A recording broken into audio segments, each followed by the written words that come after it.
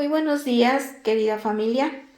El día de hoy veremos en el libro de Lucas, capítulo 3, de los versos del 7 al 20, el bautismo de arrepentimiento.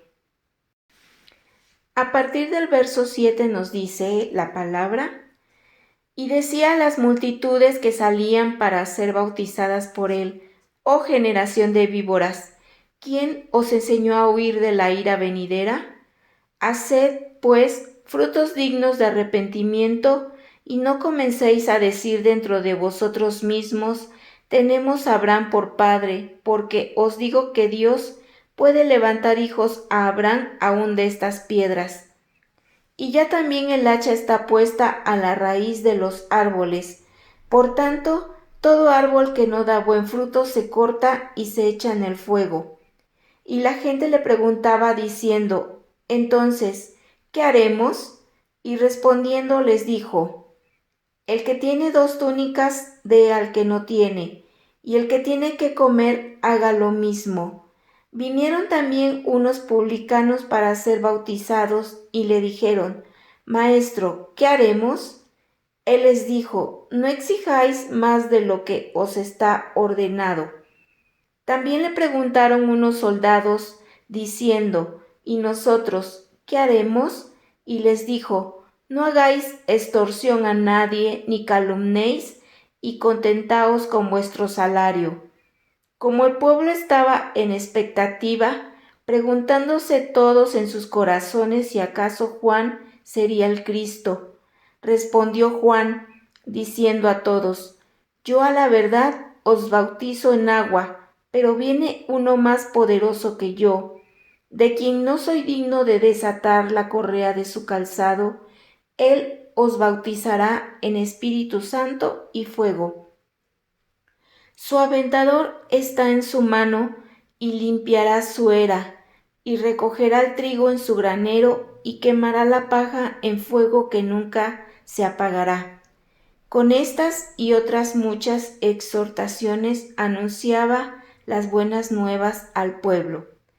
Entonces Herodes el tetrarca, siendo reprendido por Juan a causa de Herodías, mujer de Felipe su hermano, y de todas las maldades que Herodes había hecho, sobre todas ellas añadió además esta: encerró a Juan en la cárcel. El bautismo de Juan viene a inaugurar una nueva época en la historia de Israel.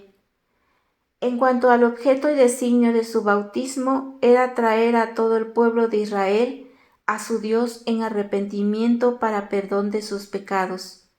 Existía ya la ceremonia de sumergir en agua a los prosélitos para admitirlos al pacto de Israel, pero el significado del bautismo de Juan era llamar al arrepentimiento para perdón de pecados. Por tanto, eran obligados a arrepentirse de sus pecados, a tener pesar por los que habían cometido con propósito de abandonar la vida de pecado y cambiar de mentalidad respecto a los criterios falsos que habían adoptado en relación con el Mesías. Cambiar de mentalidad y de conducta para demostrar que tenían una nueva vida con un corazón nuevo y un espíritu nuevo. Eran, bajo esta condición, asegurados del perdón de sus pecados, así como el bautismo que él administraba les obligaba a no someterse más al poder del pecado. Así también les servía de señal y sello de que habían sido descargados de la culpabilidad del pecado. Juan el Bautista compara a los que lo buscan para bautizarse con una generación de víboras, una expresión que denota a los hijos de Satanás. Así como las víboras matan con su veneno, ellos han matado a su prójimo con sus palabras y obras. Quienes profesan arrepentimiento deben mostrar los frutos que de un verdadero arrepentimiento se desprenden. Si desean huir de la ira venidera, producid pues frutos que correspondan a un sincero arrepentimiento. Con el cambio de conducta se demuestra el cambio de mentalidad. Si no buscamos la santidad de corazón y en nuestra vida, la profesión de religión no nos servirá de nada. aun cuando la cubramos de honorables excusas, y no comencéis a decir entre vosotros mismos, tenemos por padre a Abraham. Las instrucciones particulares que Juan daba a diversas clases de personas que venían a él en busca de consejo con respecto a sus deberes, el pueblo en general, los cobradores de impuestos y los soldados, algunos de los fariseos y de los saduceos, acudieron a este bautismo, pero no se nos dice que preguntaran, ¿qué haremos?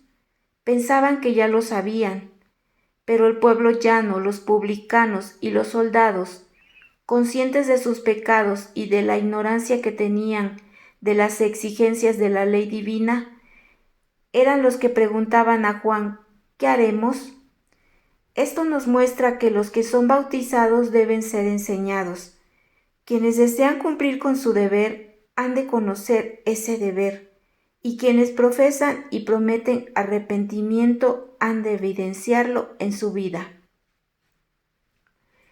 Estos apuntan correctamente hacia sí mismos. No preguntan ¿qué hace este hombre?, sino ¿qué haremos nosotros? El bautista les declara que lo más que él puede hacer es bautizarlos con agua.